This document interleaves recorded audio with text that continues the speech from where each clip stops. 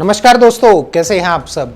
दोस्तों, पिछले 2 वीडियोस में मैंने जीएसटी से रिलेटेड तकरीबन सारी इन्फॉर्मेशन बिल्कुल इजी वे में बताई है, जिसमें जीएसटी क्या है, किस किस के लिए जीएसटी रजिस्ट्रेशन कंपलसरी होता है, जीएसटी के कौन कौन से स्लैब्स हैं और किस किस बिजनेसमैन को कौन कौन सी रिटर्न फाइल करनी होती है।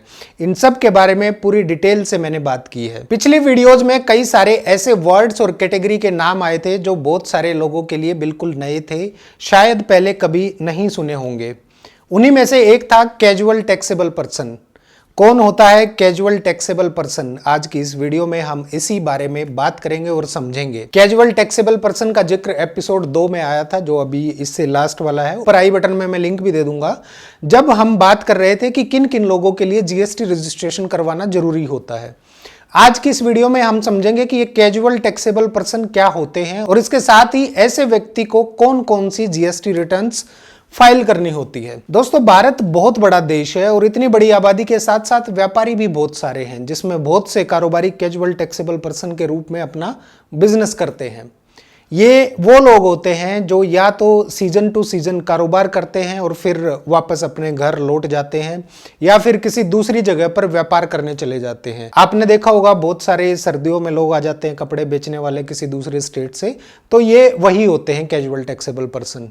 भारत में बिजनेस सेक्टर पर लागू जीएसटी एक्ट इन लोगों पर भी लागू होता है और इसलिए कैजुअल टैक्सेबल पर्सन को भी जीएसटी में रजिस्ट्रेशन कंपलसरी कर दिया गया है। आप लोगों ने देखा होगा कि आपके शहर में कुछ लोग सर्दी या गर्मी के सीजन में आकर व्यापार करते हैं।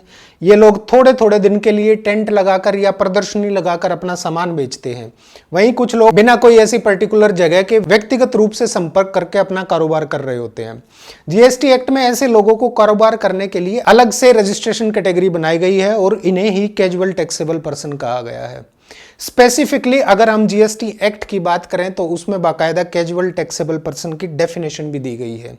सीजीएसटी एक्ट के सेक्शन 2/20 के मुताबिक कैजुअल टैक्सेबल पर्सन वो होता है जो किसी बिजनेस को अस्थायी रूप से यानी टेम्परेरली करता हो, भले ही वो डायरेक्ट बिजनेस कर रहा हो या फिर बिजनेस को बढ़ाने की प्रोसेस में शामिल हो।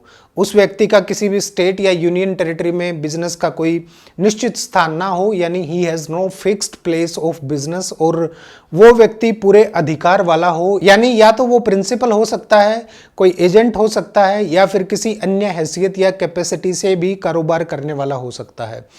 फॉर एग्जाम्पल, नरेश कुमार की दिल्ली में इवेंट मैनेजमेंट की कंपनी है जिसका हेड ऑफिस दिल्ली में ही है। अब ये कंपनी अपनी सेवाएं यूपी के उत्तर प्रदेश के मेरठ जिले में शुरू करना चाहती है, लेकिन यहाँ पर इनका अपना कोई ऑफिस नहीं है। ऐसे में नरेश कुमार को मेरठ में खुद को कैजुअल टैक्सेबल पर्सन के रूप में पंजीकृत या रजिस्टर्ड कराना होगा और इसके बाद ही नरेश मेरठ में अपना कारोबार या अपनी कंपनी की सेवाएं देनी शुरू कर सकता है।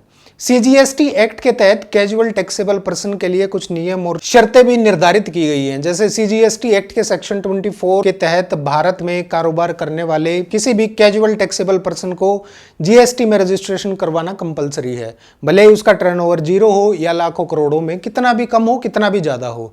अगर वो किसी ऐसे सामान या सेवा का बिजनेस कर रहा है जिस पर जीएसटी टैक्स लगता है, तो वो बिना जीएसटी रजिस्ट्रेशन के वो बिजनेस नहीं कर सकता।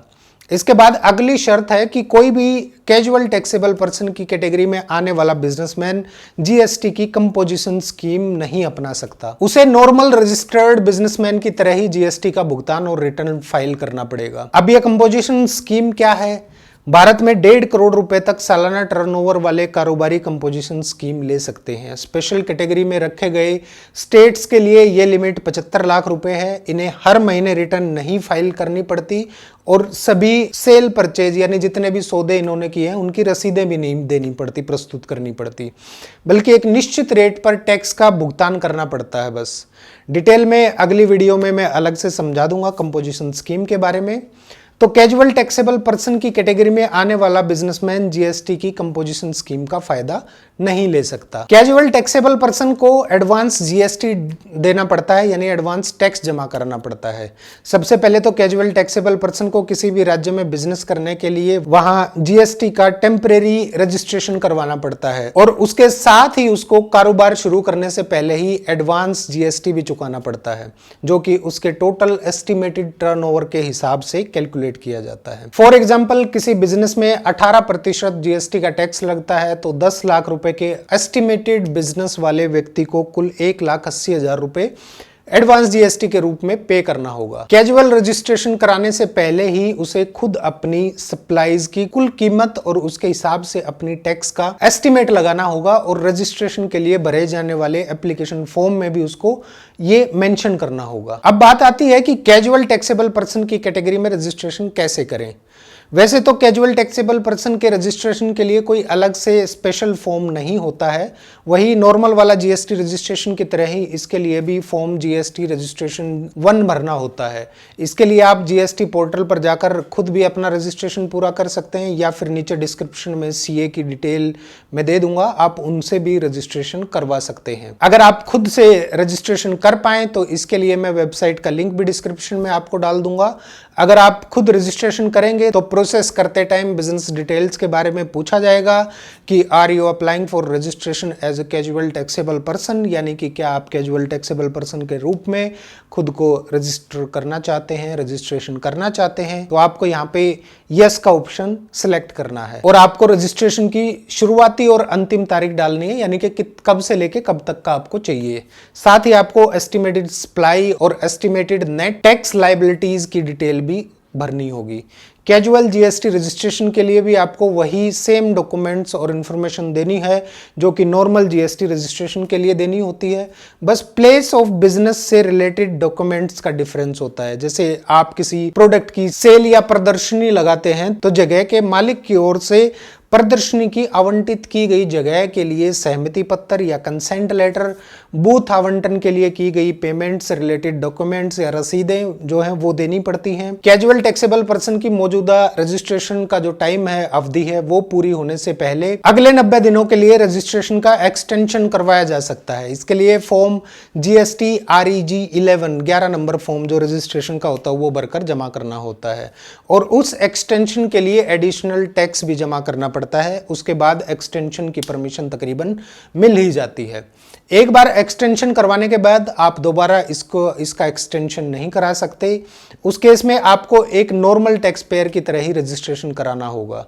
अब बात आती है कि कैजुअल टैक्सेबल पर्सन को कौन कौन से रिटर्न्स भरने पड़ते हैं। जीएसटी के तहत रजिस्टर्ड सामान्य कारोबारी की तरह कैजुअल टैक्सेबल पर्सन को भी सेल्स और परचेज से रिलेटेड रिटर्न्स GSTR 3B और GSTR 1 फाइल करने पड़ते हैं, लेकिन इन्हें जीएसटी का एनुअल रिटर्न GSTR 9 नहीं फाइल करना होता।